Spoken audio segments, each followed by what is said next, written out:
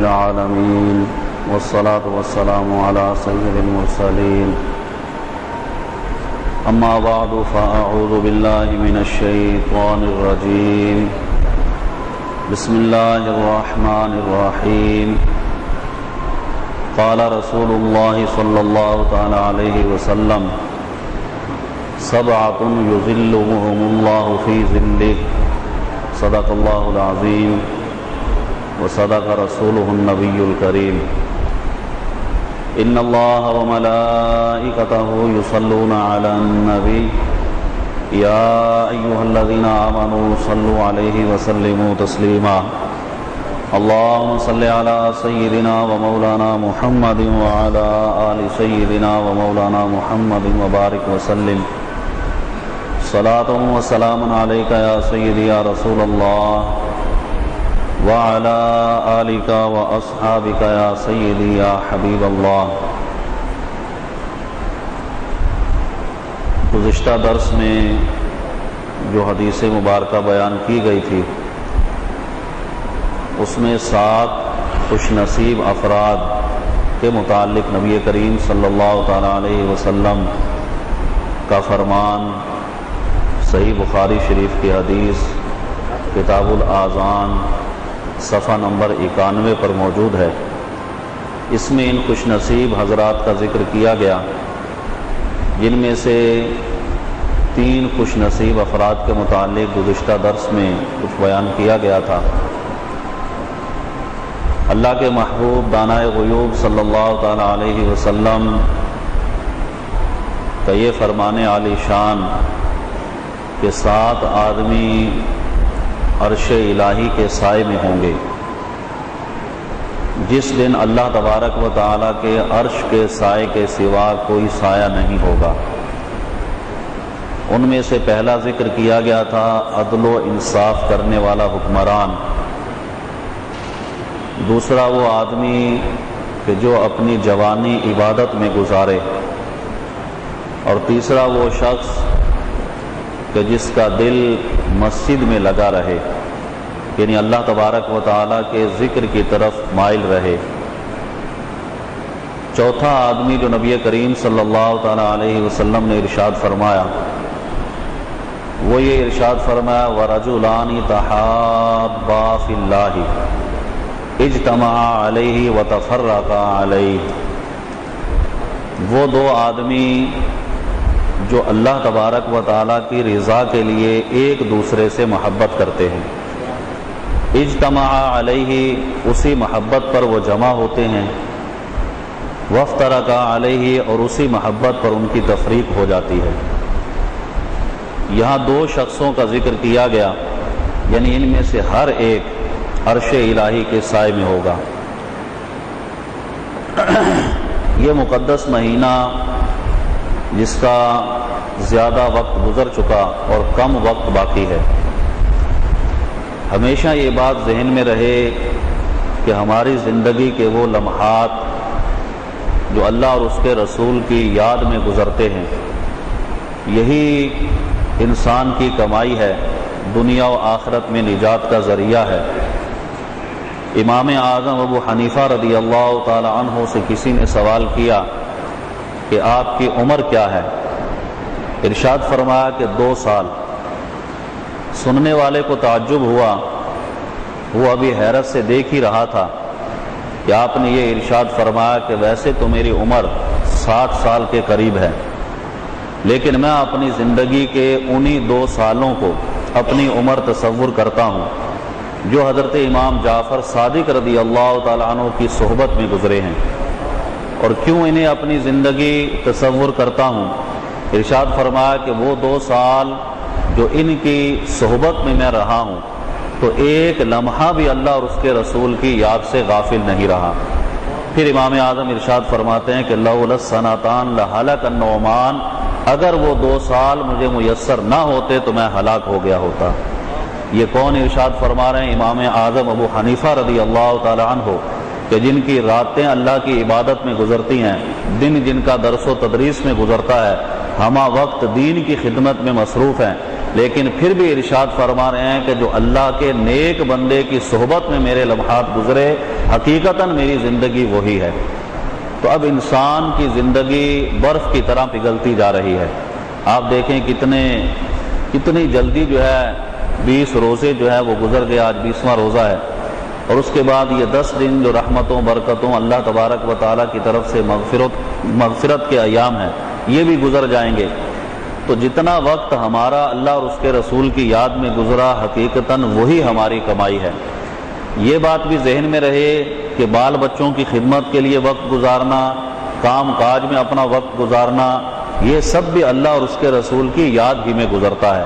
کب؟ جب کہ یہ اپنے سارے اوقات رسول اللہ صلی اللہ تعالیٰ علیہ وسلم کی سنت کے مطابق گزارے جائیں۔ انسان کا اٹھنا بیٹھنا سونا جاگنا ہر لمحہ اس کا یاد الہی میں بسر ہو سکتا ہے جب وہ اپنی زندگی اللہ کے محبوب صلی اللہ تعالیٰ علیہ وسلم کی سیرت کے مطابق گزارے گا۔ تو حدیث مبارکہ میں یہ ارشاد فرمایا کہ وہ دو آدمی جو آپس میں صرف اور صرف اللہ تبارک و تعالیٰ کی رضا کے لیے محبت کرتے ہیں، یہ ہمارا یہاں پر آ کر بیٹھنا، مسلمانوں کا ایک دوسرے کے قریب ہونا، یہ صرف اور صرف اللہ کی رضا کے لیے ہے، کوئی کسی کا دنیاوی مقصد نہیں۔ جو درس قرآن درس حدیث میں آ کر بیٹھتا ہے، اللہ اور اس کے رسول کی باتیں سنتا ہے، تو وہ صرف رب کی رضا کے لیے بیٹھتا ہے، اس کا دنیا کا کوئی مقصد نہیں ہوتا۔ تو حدیث مبارکہ میں اس آدمی کی فضیلت بیان کی گئی، اس کی شان بیان کی گئی، اور اس خوش نصیب فرد کا ذکر کیا گیا کہ اللہ تبارک و تعالیٰ اسے اپنے سائے کے اندر جگہ عطا فرمائے گا، کہ یہ صرف رب کی رضا کے لیے اپنے مسلمان بھائی کے پاس آ کر بیٹھا ہے۔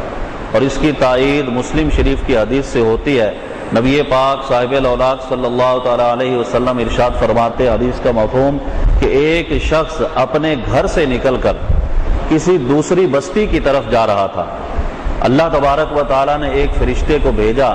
جو اس کے راستے میں آ کر بیٹھ گیا، انسانی شکل میں تھا۔ جب یہ شخص وہاں سے گزرنے لگا تو اس نے یہ سوال کیا کہ اے بھائی تم کہاں جا رہے ہو؟ اس نے کہا کہ میں فلاں بستی میں اپنے بھائی سے ملاقات کے لیے جا رہا ہوں۔ کہا کہ تمہاری ملاقات کا مقصد کیا ہے؟ کیا تم نے اس کے کسی احسان کا بدلہ چکانا ہے، یا اس سے تم نے کچھ قرض لیا تھا وہ ادا کرنے کے لیے جا رہے ہو، یا اس سے ملاقات کا کوئی اور مقصد ہے؟ تو اس شخص نے کہا کہ نہ تو میں نے اس سے قرض لیا تھا، نہ میرا اس کا مجھ پر کوئی احسان ہے جس کا بدلہ دینے کے لیے جا رہا ہوں، بس میری اس سے ملاقات کا ایک ہی مقصد ہے کہ میں اپنے رب کی رضا کے لیے اپنے مسلمان بھائی سے ملاقات کے لیے جا رہا ہوں۔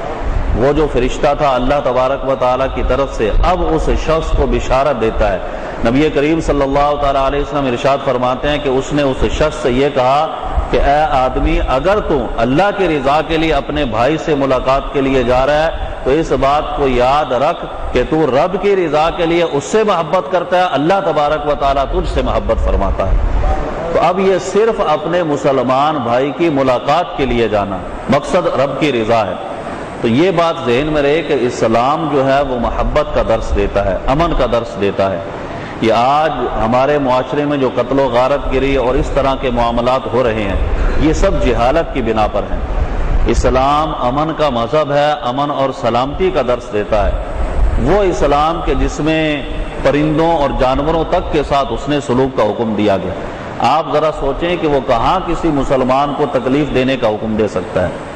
یعنی ایک مسلمان دوسرے مسلمان کو اذیت پہنچائے، ایک مسلمان دوسرے مسلمان کو تکلیف پہنچائے۔ نبی پاک صاحب الاولاق صلی اللہ تعالیٰ علیہ وسلم نے تو حدیث میں یہاں تک ارشاد فرما دیا، بخاری مسلم میں حدیث موجود ہے کہ جب صحابہ کرام علیہم رضوان میں سے کوئی شخص اپنا نیزہ لے کر چلتا، اپنی تلوار لے کر چلتا، سرکار یہ ارشاد فرماتے کہ اس کا جو سرا ہے اسے نیچے کی طرف کر لو کہ کہیں کسی مسلمان کو کوئی تکلیف اور اذیت نہ پہنچے۔ تو جو اسلام اس طرح امن کا درس دے کہ وہ نیزے کا پھل جو ہے وہ بھی کسی مسلمان کی طرف نہیں ہونا چاہیے، ایسی نظروں سے مسلمان کو نہیں دیکھنا چاہیے کہ اسے تکلیف اور اذیت پہنچے، وہ کہاں دوسرے مسلمان کو قتل کرنے کا، اسے تکلیف پہنچانے کا، اسے اذیت دینے کا حکم دے سکتا ہے۔ ایک صحابی نبی کریم صلی اللہ تعالیٰ علیہ وسلم کی بارگاہ میں جب حاضر ہوئے، اسلام قبول کیا، نیا اسلام قبول کیا، دیگر صحابہ کرام کو دیکھ رہے تھے کہ سرکار کی بارگاہ میں سوال کرتے اب یہ سوچ رہے تھے کہ میں بھی سرکار کی بارگاہ میں کوئی سوال کروں تاکہ حضور کی جو بات کرنے کی چاشنی ہے وہ مجھے بھی مل جائے، لیکن اب یہ سوچنے لگے کہ سوال کروں تو کیا کروں، کوئی سوال سمجھ میں نہیں آ رہا تھا۔ پھر نبی کریم صلی اللہ تعالیٰ علیہ وسلم کی بارگاہ میں انہوں نے جو سوال کیا وہ یہ کر دیا کہ یا رسول اللہ صلی اللہ تعالیٰ علیہ وسلم یہ ارشاد فرمائیے کہ کیا پرندوں کے ساتھ، جانوروں کے ساتھ حسن سلوک کرنا، انہیں پانی پلا دینا، اس پر بھی کیا اللہ تبارک و تعالیٰ نے کوئی اجر و ثواب رکھا ہے؟ نبی پاک صاحب الاولاق صلی اللہ تعالیٰ علیہ وسلم نے ارشاد فرمایا کہ ہر تر جگر والی، یعنی وہ جسم کے جس کے اندر جان ہے، خواہ وہ پرندہ ہے یا کوئی بھی چیز ایسی ہے کہ جو اپنے اندر جان رکھتی ہے، ارشاد فرمایا کہ ہر اس کے ساتھ بھلائی کرنے میں اللہ کی طرف سے اجر و ثواب رکھا گیا۔ تو جو اسلام پرندوں کے ساتھ، جانوروں کے ساتھ حسن سلوک کا حکم دے، وہ کہاں اس بات کی اجازت دے سکتا ہے کہ مسلمانوں کو اذیت پہنچائی جائے، قتل و غارت گری کا بازار گرم کیا جائے؟ مسلمانوں کو تو آپس میں محبت کے ساتھ رہنے کا حکم دیا گیا، جیسا کہ اس حدیث مبارکہ میں یہ ارشاد فرمایا کہ اللہ تبارک و تعالیٰ کے عرش کے سائے میں وہی اشخاص ہوں گے جو رب کی رضا کے لیے آپس میں محبت کرتے ہوں گے، ان کا آپس میں ملنا بھی اللہ کی رضا کے لیے ہوگا، ان کا ایک دوسرے سے جدا ہونا بھی رب کی رضا کے لیے ہوگا۔ لیکن یہاں ایک بات یہ بھی ذہن میں رہے کہ یہ اس وقت تک ہوگا جب تک کہ اسلام کے خلاف کوئی معاملہ نہ ہو، کوئی آدمی اسلام کے خلاف کوئی تحریک اٹھائے یا بانی اسلام کے خلاف کوئی بات کرے تو اب وہاں پر اس شخص کے ساتھ عداوت اور نفرت کا حکم دیا گیا۔ امام اہل سنت ملفوظات میں سیدنا عمر فاروق رضی اللہ تعالیٰ عنہ کا ایک واقعہ نقل کرتے ہیں کہ آپ مسجد سے باہر تشریف لائے، کوئی شخص آپ کو ملا، بھوکا تھا، آپ اپنے گھر لے آئے کہ اسے کھانا کھلایا جائے گا، اس کے لیے خادم کو حکم دیا، دسترخوان بچھا دیا گیا، کھانا رکھ دیا گیا۔ جب وہ کھانا کھانے لگا تو اس نے بد مذہبی کی کوئی بات کہہ دی۔ سیدنا عمر فاروق رضی اللہ تعالیٰ نے خادم کو حکم دیا کہ اس سے دسترخوان کو ہٹا لو اور اس کو باہر نکال دو کہ اب یہ یہاں رہنے کے قابل نہیں ہے۔ تو جب کوئی شخص اللہ اور اس کے رسول سے محبت کرنے والا ہوگا اس کے ساتھ ہمیں محبت کرنے کا حکم دیا گیا، اور اگر کوئی شخص اللہ اور اس کے رسول کے ساتھ دشمنی کرنے والا ہوگا، ان کی گستاخی کرنے والا ہوگا تو اس سے الگ رہنے کا حکم دیا گیا۔ امام اہل سنت نے اپنی آخری وصیت میں یہی ارشاد فرمایا کہ اے بھائیو، اس بات کو یاد رکھنا کہ اگر کوئی شخص ذرا سی بھی رسول اللہ صلی اللہ تعالیٰ علیہ وسلم کی شان میں گستاخی کرتا ہوا پاؤ، اگرچہ وہ تمہارا سگا رشتہ دار ہی کیوں نہ ہو، اسے اپنے آپ سے ایسے جدا کر دو کہ جیسے دودھ سے مکھی کو نکال کر پھینک دیا جاتا ہے۔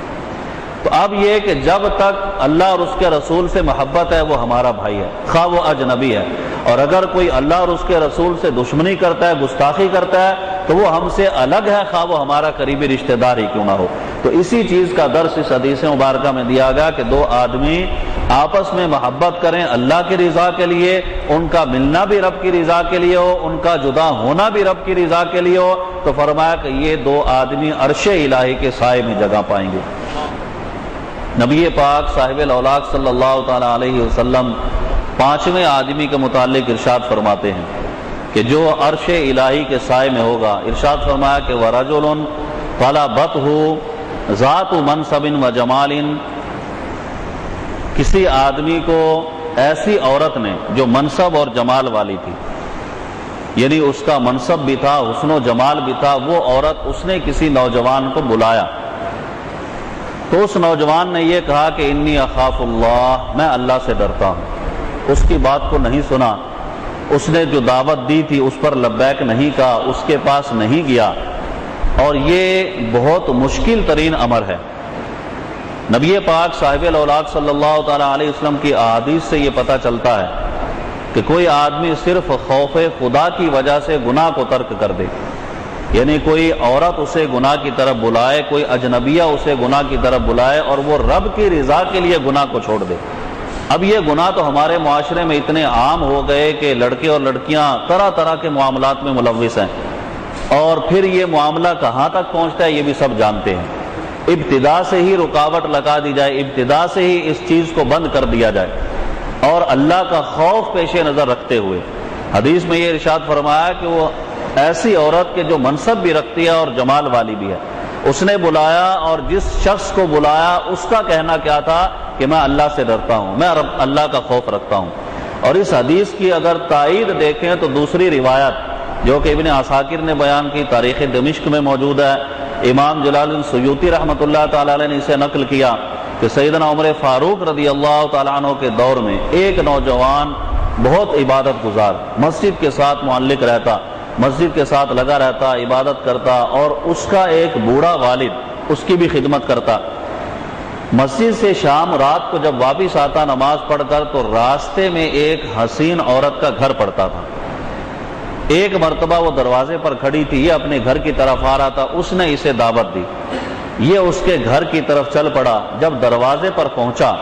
تو اب دروازے پر پہنچنے پر اسے اللہ تبارک و تعالیٰ کا خوف جو ہے وہ لاحق ہو گیا کہ میں یہ گناہ کیا کرنے کے لیے جا رہا ہوں۔ سیدنا عمر فاروق رضی اللہ عنہ اس شخص سے بڑی محبت فرمایا کرتے تھے کہ یہ عبادت گزار آدمی ہے، نیک آدمی ہے، چنانچہ وہ رب کے خوف کی وجہ سے وہاں سے ہٹا اور اپنے گھر اپنے والد کے پاس پہنچ گیا۔ لیکن یہ اس کا ہٹنا کس طرح سے تھا کہ وہ جب خوف اسے لاحق ہوا تو اللہ تبارک و تعالیٰ کے خوف کی وجہ سے بے ہوش ہو کر گر پڑا، یعنی اس قدر خوف اللہ کا اس پر لاحق ہوا۔ وہ عورت جو تھی اس نے اپنی خادمہ کو حکم دیا کہ اسے اٹھا کر اس کے گھر پہنچاؤ۔ جب گھر پہنچایا گیا بوڑھے والد کے سامنے جب ہوش اسے آیا تو والد نے پوچھا کہ کیا معاملہ تمہارے ساتھ ہوا؟ اس نوجوان نے پہلے تو نہیں بتایا، پھر والد کے اصرار پر اس نے کہا کہ ایسا ایسا معاملہ آج ہوا اور میں وہاں اس مقام سے آ رہا تھا کہ اس عورت نے مجھے دعوت دی، میں وہاں پر گیا لیکن اللہ کا خوف میرے سامنے آ گیا اور میں بے ہوش ہو کر گر پڑا۔ چنانچہ جب پھر اس نے یہ ذکر کیا تو پھر اس پر خوف الہی اسی طرح طاری ہوا، اب پھر اس پر غشی کی حالت آئی، بے ہوش ہو کر گرا اور گرتے اس کی روح جو تھی وہ قفس عنصری سے پرواز کر گئی۔ اب یہ خوف الہی کی وجہ سے اس کی جان نکلی تھی، یعنی ایک گناہ کرنے سے یہ بچا تھا۔ والد نے چونکہ رات کا وقت تھا دیگر ساتھیوں کے ساتھ مل کر اس کے کفن دفن کا اہتمام کیا اور صبح جا کر سیدنا امیر المؤمنین عمر فاروق رضی اللہ تعالیٰ عنہ کی بارگاہ میں جا کر بتایا کہ اس طرح اس نوجوان کا انتقال ہو گیا، میرے بیٹے کا انتقال ہو گیا۔ سیدنا عمر فاروق رضی اللہ تعالیٰ نے ارشاد فرمایا کہ تم نے مجھے بتایا کیوں نہیں؟ عرض کیا کہ رات کا وقت تھا، آپ اپنے دیگر کاموں میں مصروف رہتے ہیں، میں نے یہ سمجھا کہ آپ کو تکلیف ہوگی لہذا ہم نے اسے دفن کر دیا۔ سیدنا عمر فاروق رضی اللہ عنہ نے ارشاد فرمایا کہ مجھے اس کی قبر پر لے چلو۔ چنانچہ آپ اس نوجوان کی قبر پر آئے اور قبر پر آنے کے بعد وہاں کھڑے ہوئے، پھر آپ نے اس نوجوان کو خطاب کیا جو قبر کے اندر ہے۔ سیدنا عمر فاروق رضی اللہ عنہ کی اس عمل سے محدثین کرام نے بے شمار باتیں نقل فرمائیں۔ ایک تو یہ کہ نیک اور صالح لوگوں سے محبت کرنا یہ عمر فاروق رضی اللہ تعالیٰ عنہ کی سنت ہے۔ دوسرا یہ کہ اگر کسی شخص کا انتقال ہو جائے اس کے جو رشتہ دار ہیں ان کے پاس جانا اور اس آدمی کے لیے اس طرح کے معاملات کے اس کی حوصلہ افزائی ہو تو اس طرح کے کلمات کہنا یہ بھی آپ کی سنت ہے۔ اور کسی کا صالح آدمی کا انتقال ہو گیا اس کی قبر پر جانا یہ بھی سیدنا عمر فاروق رضی اللہ تعالیٰ کی سنت ہے۔ تو آپ نے یہ خطاب کیا کہ اے نوجوان، جو آدمی بھی اللہ تبارک و تعالیٰ کے خوف سے ڈر جاتا ہے، ڈر اس کے اندر آ جاتا ہے، اس کا خوف رکھتا ہے، تو ارشاد فرمایا کہ وَلِمَنْ خَافَ مَقَامَ رَبِّهِ جَنَّتَانِ، جو اپنے رب کے حضور کھڑا ہونے سے ڈر گیا، خوف الہی اس نے رکھا، اللہ اسے 2 جنتیں عطا فرمائے گا۔ یہ سیدنا عمر فاروق رضی اللہ عنہ نے ارشاد فرمایا۔ تو اب آپ نے جب یہ کلمات ارشاد فرمائے تو جو لوگ آپ کے ساتھ تھے ان کے والد بھی تھے، انہوں نے قبر کے اندر سے اس نوجوان کی آواز سنی کہ اس نوجوان نے یہ کہا کہ یا امیر المؤمنین، آپ نے سچ فرمایا، میرے رب نے مجھے 2 جنتیں عطا فرما دی۔ تو اب یہ ارشاد فرمایا کہ کسی آدمی کو ایسی عورت بلائے اور وہ اللہ کا خوف رکھے اور یہ کہہ دے کہ میں اپنے رب سے ڈرتا ہوں، اس گناہ کی طرف مائل نہ ہو، فرمایا کہ وہ آدمی بھی عرش الہی کے سائے میں ہوگا۔ تو اللہ تبارک و تعالیٰ کے عرش کے سائے میں خوف خدا رکھنے والا، اس کے متعلق نبی کریم صلی اللہ تعالیٰ علیہ وسلم نے ارشاد فرمایا۔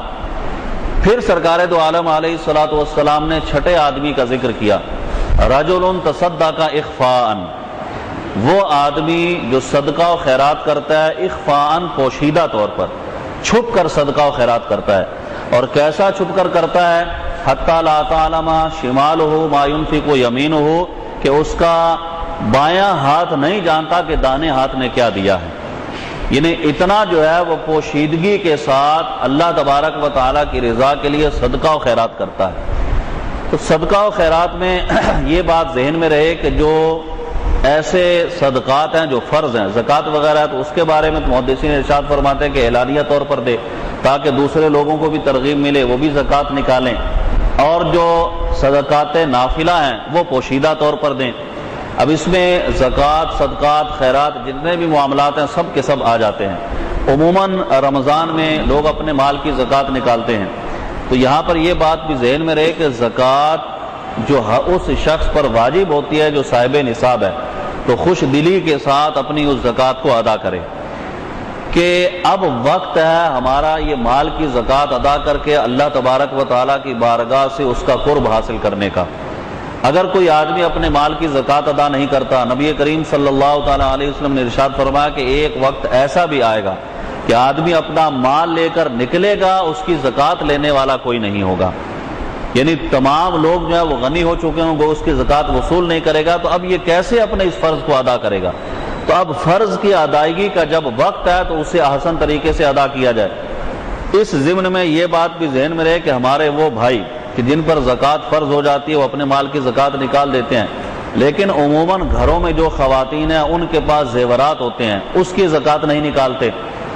تو بہار شریعت، دیگر فقہ کی کتابوں میں یہ مسائل موجود ہیں کہ استعمالی زیورات، کیونکہ زکوٰۃ میں لوگ یہ سمجھتے ہیں کہ جو استعمال کی چیز ہے اس پر زکوٰۃ نہیں، جیسے کوئی آدمی گاڑی استعمال کرتا ہے، مکان استعمال کرتا ہے، تو جو ضروریات زندگی ہے، استعمال کی چیزیں ہیں، ان پر زکوٰۃ نہیں ہے۔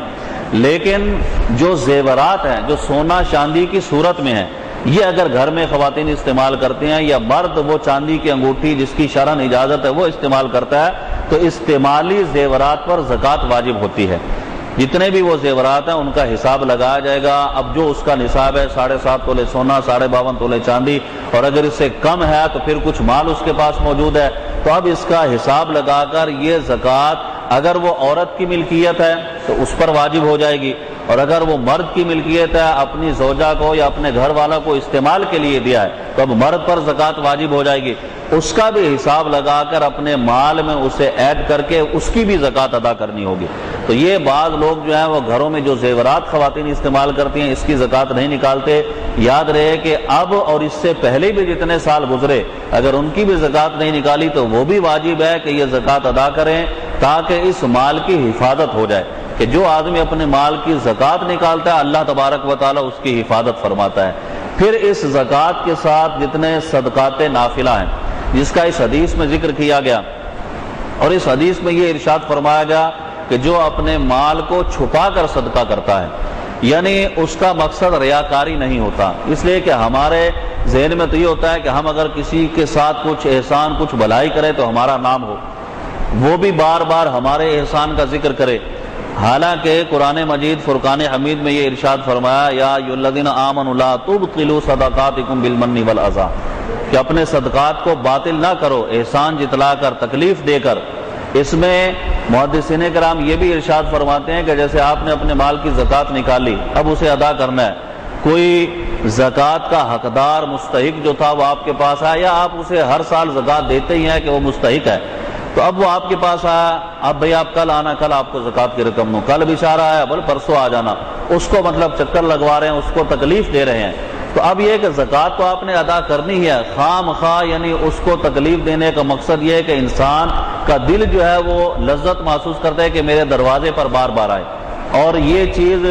انسان کے نفس کی وجہ سے ہوتی ہے۔ قرآن میں یہ ارشاد فرما دیا گیا کہ اگر کسی کو اذیت دے کر صدقہ و خیرات کرو گے، زکوٰۃ دو گے یا صدقات نافلہ دو گے، ایسے اذیت دے کر دو گے کہ بار بار اسے بلاؤ، اسے بھیجو، پھر اسے دو، پھر اسے ذلیل کرو، تو ارشاد فرمایا کہ یہ تمہارا صدقہ، یہ زکوٰۃ اگر دے بھی دو گے بالکل رائیگاں اور باطل ہو جائے گی، اس کا کچھ ثواب نہیں ملے گا۔ کہ جس زکوٰۃ اور صدقہ و خیرات کے پیچھے تکلیف اور اس کا جتلانا مقصود ہے تو وہ رب کی بارگاہ میں مقبول نہیں ہے۔ جب تمہیں یہ فرض ادا کرنا ہی ہے، کسی کی مدد کرنی ہے، تو پوشیدہ طریقے سے اس کی مدد کر دو تاکہ کسی طرح بھی اس کو تکلیف اور اذیت نہ پہنچے، اور جس کو دے دیا، دینے کے بعد اب بھول جاؤ کہ میں نے اس پر احسان کیا ہے، بلکہ اس کا احسان مانو کہ تمہارا صدقہ اس نے وصول کر لیا ہے، اس کا احسان مانو کہ تمہاری زکوٰۃ اس نے وصول کر لی ہے۔ اگر وہ تمہاری زکوٰۃ وصول نہ کرتا تو یہ فرض سے سبکدوشی کیسے ہوتی؟ تو گویا کہ اس کا احسان ہے کہ ہماری زکوٰۃ، ہمارا صدقہ اس نے ہم سے لے لیا، تو اس کا احسان مانو، خوش دلی کے ساتھ دو۔ تو یہ ارشاد فرمایا کہ اس طریقے سے اگر کوئی صدقہ و خیرات کرے گا تو یہ رب کی بارگاہ میں مقبول ہے۔ حضرت عبداللہ ابن عباس رضی اللہ تعالی عنہما نبی کریم صلی اللہ تعالی علیہ وسلم ایک روایت بیان کرتے ہیں اور روض الفائق میں سے نقل کیا گیا، سرکار دو عالم علیہ الصلوۃ والسلام نے بنی اسرائیل کی ایک عورت کا ذکر کیا۔ حضور ارشاد فرماتے ہیں کہ وہ عورت جو تھی اس کا شوہر کچھ عرصے کے لیے گھر سے باہر چلا گیا۔ اب اس عورت کی جو ساس تھی یہ چاہتی تھی کہ یہ میرے بیٹے سے جدا ہو جائے، شوہر اور بیوی کے اندر جدائی ڈالنا چاہتی تھی۔ بعض لوگوں کا ذہن، بعض عورتوں کا ذہن ایسا ہوتا ہے، اپنے لڑکے کو اپنے ساتھ رکھنا چاہتی تھی، تو اس نے اس کے بارے میں کچھ کلمات اسے کہے جس سے اس کے دل میں اس کی نفرت پیدا ہو جائے۔ پھر ایک جعلی طلاق نامہ بنوا کر اسے دے دیا کہ یہ تمہارے شوہر نے تمہیں دیا ہے۔ چنانچہ یہ عورت جو ہے، یعنی اسے کہہ دیا کہ اس نے تمہیں جو ہے وہ طلاق کے کلمات بھی کہے ہیں، حالانکہ اس نے کہے نہیں تھے۔ یہ عورت اپنے 2 بچوں کو لے کر اپنے والدین کے گھر آ گئی۔ یہاں آنے کے بعد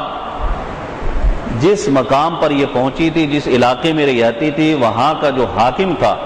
اس کی طرف سے یہ حکم تھا کہ کوئی بھی آدمی کسی مسکین پر خیرات نہیں کرے گا۔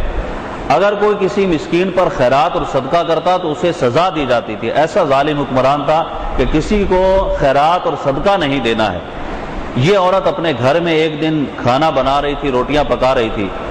کہ ایک مسکین اس کے پاس سے گزرا۔ اس نے سوال کیا کہ مجھے کھانا دو۔ اس نے کہا کہ کیا تم جانتے نہیں ہو کہ حاکم کا یہ حکم ہے کہ کسی مسکین کو کچھ نہ دیا جائے؟ اس نے کہا کہ میں جانتا ہوں۔ کہا کہ پھر تم مجھ سے کیوں سوال کر رہے ہو؟ اس نے کہا کہ اس وجہ سے کہ بہت شدت کی بھوک لگی ہے اور اگر میں کھانا نہیں کھاؤں گا تو ہو سکتا ہے کہ میں مر جاؤں۔ عورت نے اسے 2 روٹیاں دے دی اور دینے کے بعد یہ کہا کہ تم اسے کسی پر ظاہر نہیں کرو گے۔ اس نے روٹیاں لی، اپنے کپڑوں میں انہیں چھپایا اور کھانے کے لیے جانے لگا کہ اس حاکم کے پہرے داروں نے اسے پکڑ لیا۔ تلاشی لی تو روٹیاں برآمد۔ کہا کہ کس نے تمہیں روٹیاں دی ہیں؟ اس نے کہا کہ فلاں عورت نے۔ اس نے کہا کہ تمہیں معلوم نہیں ہے کہ ہمارے حاکم نے منع کیا ہے کہ کسی پر صدقہ و خیرات نہیں کیا جائے گا؟ اس نے کہا کہ معلوم تو تھا، لیکن بھوک سے اتنا حال میرا خراب ہو چکا تھا کہ میں مرنے کے قریب تھا، اس لیے میں نے سوال کیا۔ یہ پہرے دار اس عورت کے پاس پہنچے، اس سے یہی کہا، اس نے اسی طرح جواب دیا، اسے پکڑ کر حاکم کے پاس لے گئے۔ اب حاکم نے یہ کہا کہ اے عورت، تمہیں معلوم ہے کہ تمہیں یہ صدقہ و خیرات کرنے سے منع کیا گیا اور کسی مسکین کو کوئی صدقہ و خیرات نہیں دیا جائے، یہ میرا حکم ہے۔ اس عورت نے کہا کہ میں اس بات کو تو جانتی ہوں، لیکن اس نے سوال کیا اور پھر اس بات کا اظہار کیا کہ اگر کھانا نہیں کھاؤں گا تو بھوک سے ہو سکتا ہے کہ میں مر جاؤں۔ مجھے اس پر رحم آیا اور لہذا اس وجہ سے میں نے اسے روٹیاں دے دی تاکہ یہ اپنی بھوک کو مٹا لے۔ حاکم نے یہ کہا کہ جب میرا یہ حکم تھا کہ صدقہ و خیرات نہیں کیا جائے گا، کسی مسکین کے ساتھ بھلائی نہیں کی جائے گی، تم نے میری نافرمانی کی حکم دیا کہ اس کے دونوں ہاتھوں کو کاٹ دو۔ اس عورت کے دونوں ہاتھوں کو کاٹ دیا گیا۔ اب اس کے بعد یہ وہاں سے اپنے دونوں بچوں کو لے کر چلی۔ راستے میں اسے پیاس لگی، نہر کے قریب تھی، اپنے بچے کو کہا کہ مجھے پانی پلاؤ۔ وہ پانی چلو بھرنے کے لیے جب قریب پہنچا تو نہر کے اندر گر پڑا۔ دوسرے بھائی کو کہا کہ اس کو ڈوبنے سے بچا۔ وہ جب قریب گیا تو وہ بھی پھسل کر نہر کے اندر گرا۔ اب یہ عورت اکیلی تنہا بیٹھی ہوئی ہے۔ اللہ تبارک و تعالیٰ کی طرف سے ایک فرشتہ، اب چونکہ جو آدمی رب کی رضا کے لیے کام کرتا ہے، صدقہ و خیرات کرتا ہے، تو اس کا صدقہ و خیرات رائگاں نہیں جاتا۔ جیسے ابھی میں نے حدیث آپ کی خدمت میں عرض کی کہ اللہ تبارک و تعالیٰ اس کی حفاظت فرماتا ہے۔ چنانچہ وہ شخص اس کے پاس آیا، پوچھا کہ تم کیوں پریشان ہو؟ اس عورت سے جب اس نے اصرار کیا تو اس نے بتا دیا کہ اس طرح میں نے صدقہ و خیرات کیا اور اس حاکم نے میرے دونوں ہاتھ کٹوا دیے اور میرے دونوں بچے بھی جو ہیں وہ پانی میں ڈوب گئے۔ اب اس شخص نے یہ کہا کہ تم یہ بتاؤ کیا چاہتی ہو، تمہارے بچے تمہیں واپس ملے یا تمہارے دونوں ہاتھ تمہیں واپس کر دیے جائیں؟ اس نے کہا کہ میرے دونوں بچے مجھے دے دیے جائیں۔ چنانچہ وہ شخص پانی میں اترا اور دونوں بچوں کو لا کر اس عورت کے پاس کھڑا کر دیا۔ اب دونوں بچے جب آئے تو پھر اللہ تبارک و تعالیٰ کی طرف سے اس عورت کو دونوں ہاتھ بھی اس کے واپس کر دیے گئے۔ اب یہ عورت اپنے دونوں ہاتھوں کے ساتھ ہے، دونوں بچے اس کے پاس موجود ہیں۔ تو اس فرشتے نے جو انسانی شکل میں تھا یہ کہا کہ تم نے جو 2 روٹیاں اس مسکین پر صدقہ کی تھیں، اللہ تبارک و تعالیٰ نے ان 2 روٹیوں کے طفیل تمہیں تمہارے دونوں ہاتھ عطا فرما دیے، اور جو تم نے صبر کیا اس تکلیف پر اس حاکم کی وجہ سے، اس صبر کی بنا پر اللہ تبارک و تعالیٰ نے تمہارے بچے بھی تمہیں عطا فرما دیے۔ اب تم اپنے گھر چلی جاؤ کہ تمہاری ساس کا انتقال ہو چکا، تمہارے شوہر نے بھی تمہیں طلاق نہیں دی تھی، گھر جاؤ اور اس سے ملاقات کرو۔ وہ اس حالت میں گھر پہنچی اور شوہر کو دیکھا تو اب کسی طرح کا کوئی معاملہ نہیں ہوتا، پہلے کی طرح دونوں ہنسی خوشی اپنی زندگی گزارنے لگے۔ تو اب یہ بنی اسرائیل کی روایت نبی کریم صلی اللہ تعالیٰ علیہ وسلم نے بیان کی، اور بیان کرنے کا مقصد کیا تھا؟ صدقہ و خیرات پر ابھارنا کہ صدقہ و خیرات انسان کا ضائع نہیں جاتا۔ اگر کسی مسلمان کے ساتھ بھلائی کرو گے تو تمہاری بھلائی ضائع نہیں جائے گی، اللہ تبارک و تعالیٰ دنیا میں بھی تمہیں اس کا بدلہ عطا فرمائے گا، اور آخرت میں تو اس کے لیے بے شمار اجر و ثواب رکھا گیا۔ چنانچہ اسی کی نشاندہی اس حدیث مبارکہ میں کی گئی کہ جو آدمی پوشیدہ طور پر صدقہ و خیرات کرے گا کہ اس کا بایاں ہاتھ بھی نہ جانے کہ دانے نے کیا دیا، اس میں حد درجے کی پوشیدگی کی طرف اشارہ کیا گیا۔ تو ارشاد فرمایا کہ وہ عرش الہی کے سائے میں ہوگا۔ 7واں آدمی جس کا تذکرہ نبی کریم صلی اللہ تعالیٰ علیہ وسلم نے کیا، ارشاد فرمایا کہ رجل ذکر اللہ خالیا، وہ آدمی جس نے اللہ تبارک و تعالیٰ کو یاد کیا خالیا، بالکل علیحدگی میں۔ اب علیحدگی کی قید اس لیے لگائی کہ لوگوں کے بیچ میں بیٹھ کر ریاکاری بھی آ سکتی ہے، بالکل تنہائی میں تھا، رات کو کسی وقت میں اٹھا اور اٹھنے کے بعد اپنے رب کو یاد کرنے لگا، تہجد کی نماز اس نے پڑھی، جیسا کہ ارشاد فرمایا دیگر احادیث میں کہ رات کو اٹھ کر رب کو یاد کرنا یہ بہت زیادہ فضیلت اور اہمیت رکھتا ہے، کہ جب اس وقت چونکہ ریاکاری کا پہلو بہت کم ہوتا ہے کہ لوگ دیکھ نہیں رہے، صرف اللہ تبارک و تعالیٰ دیکھ رہا ہے، رب کی رضا کے لیے عبادت کر رہا ہے۔ اور رمضان میں تو یہ بہت انسان کے لیے آسان عمل ہے تہجد کی نماز پڑھنا، کہ سحری کے لیے ہم لوگ اٹھتے ہیں، وضو کریں، 2 رکعت نماز تہجد ادا کریں، اس کے بعد کھانا تناول کر لیں، تو یہ تہجد کی نعمت روزے داروں کو میسر بہت آسانی کے ساتھ آ جاتی ہے۔ اور اللہ تبارک و تعالیٰ کی رحمت سے قوی امید انسان کو ہونی چاہیے کہ جب میں پورا مہینہ رب کی رضا کے لیے تہجد کی نماز پڑھوں گا تو اللہ تبارک و تعالیٰ بقیہ دنوں میں بھی مجھے اس کی توفیق عطا فرما دے گا، تو یہ اس کی عادت بن جائے گی۔ یہ کہ انسان کوشش تو کرے، تھوڑی ہمت تو کرے اللہ تبارک و تعالیٰ کی رضا کو حاصل کرنے کی۔ تو یہ ارشاد فرمایا کہ کوئی آدمی اکیلا بیٹھا ہوا تھا، اپنے رب کو یاد کر رہا تھا، رب کو یاد کر کے اور دل میں اس کے خوف ایسا طاری ہوا کہ مجھے اپنے رب کی بارگاہ میں حاضر ہونا ہے۔ یہ خوف بعض اوقات انسان کے بڑے بڑے مراحل طے کر دیتا ہے کہ انسان گناہ کرتا ہے، گناہ کرنے کے بعد خوف الہی یہ اس پر طاری ہو جائے، جیسا کہ دوسری حدیث میں یہ ارشاد فرمایا گیا کہ ایک آدمی جو اس سے گناہ سرزد ہوا، گناہ سرزد ہونے کے بعد وہ اللہ تبارک و تعالیٰ کی بارگاہ میں آ گیا، اور آنے کے بعد اس نے رب کی بارگاہ میں عاجزی اور انکساری کی،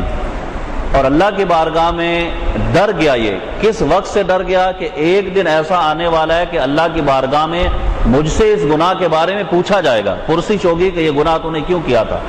اب جب وہ اللہ کی بارگاہ میں آ کر شرمندہ اور نادم ہو گیا، اور یہ شرمندگی ہی حقیقتاً توبہ ہے، یہ شرمندہ ہوا، اور اللہ تبارک و تعالیٰ جو اپنے فرشتوں کے سامنے اس بندے کے لیے کیا ارشاد فرما رہا ہے، کہا کہ اے میرے فرشتوں میرے اس بندے کو دیکھو، اس سے بشری تقاضے کے تحت گناہ ہو گیا، بشر ہے، بشر گناہ کرتا ہے، گناہ کر لیا اس نے، اس سے گناہ سرزد ہوا، لیکن یہ گناہ پر اڑا نہیں رہا بلکہ یہ میری بارگاہ میں آ گیا۔ کس وجہ سے؟ کہ یہ جانتا ہے کہ مجھ سے اس گناہ کے بارے میں کوئی سوال کرنے والا ہے، کوئی پوچھنے والا ہے، میرا رب میری پکڑ کر سکتا ہے، یہ اس خوف سے میری بارگاہ میں آ گیا اور اب مجھ سے تائب ہو رہا ہے، تو اے میرے فرشتوں تم گواہ ہو جاؤ کہ میں نے اس کی بخشش و مغفرت فرما دی۔ تو اللہ کی بارگاہ میں ایسا خوف رکھ کر تائب ہو جانا یہ انسان کے گناہوں کو ختم کر دیتا ہے۔ تو نبی کریم صلی اللہ تعالیٰ علیہ وسلم ارشاد فرماتے ہیں کہ اکیلا اللہ کا ذکر کر رہا تھا، خوف غالب ہو گیا، اور ارشاد فرمایا کہ ففاضت عیناہ، اس کی آنکھوں سے آنسو نکل گئے۔ تو ارشاد فرمایا کہ ایسا آدمی بھی عرش الہی کے سائے میں ہوگا۔ خوف الہی سے اللہ کو یاد کر کے آنسو نکلنے کی الگ فضیلت ہے۔ نبی پاک صاحب الاولاق صلی اللہ تعالیٰ علیہ وسلم ارشاد فرماتے ہیں، حدیث میں موجود ہے کہ اللہ تبارک و تعالیٰ کو 2 قطرے بے حد پیارے ہیں، اور 2 قطرے کون سے؟ ارشاد فرمایا کہ ایک تو وہ خون کا قطرہ جو راہ للہ نکلتا ہے، مجاہد کا قطرہ شہید ہو جاتا ہے، اس کے خون کا قطرہ یہ اللہ تبارک و تعالیٰ کو بے حد محبوب ہے۔ اور پھر ارشاد فرمایا کہ انسان کی آنکھ سے نکلنے والا آنسو کا وہ قطرہ جو خوف الہی سے نکلتا ہے، یہ اللہ تبارک و تعالیٰ کو بہت محبوب ہے۔ اور ایک حدیث میں ارشاد فرمایا کہ جس کے آنکھ سے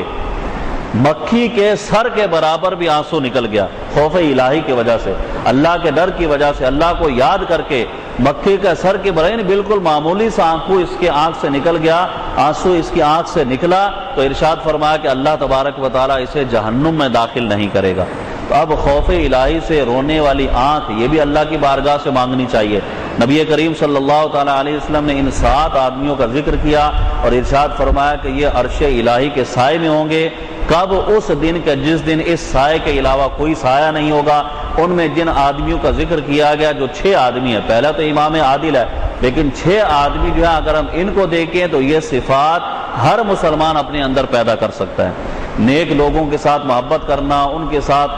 پیار سے رہنا، ان کی ملاقات کو جانا، اور اس کے بعد گناہ سے بچ جانا اللہ کے خوف سے، پھر یہ کہ اللہ تبارک و تعالیٰ کی رضا کے لیے پوشیدہ طور پر صدقہ و خیرات کرنا، اور پھر یہ کہ مسجد کے ساتھ اپنے دل کو لگانا، پھر یہ کہ اپنی جوانی عبادت میں گزارنا، اللہ کی رضا کے لیے آنسو جو ہے وہ آنکھوں سے نکل آئیں، یہ کام جو ہے وہ اگر انسان اللہ کی رضا کے لیے کوشش کرے تو ان نعمتوں کو حاصل کر سکتا ہے۔ اور جب یہ نعمتیں مل جائیں گی تو حدیث کی جو بشارت ہے وہ بھی بندے کو مل جائے گی کہ اللہ تبارک و تعالی ضرور اسے اپنے عرش کا سایہ عطا فرمائے گا۔ اللہ تبارک و تعالی ہمیں اس حدیث میں جتنے احکام بیان کیے گئے ان پر عمل کی توفیق عطا فرمائے اور گناہوں سے بچنے کی توفیق عطا فرمائے۔ وما علینا الا البلاغ المبین۔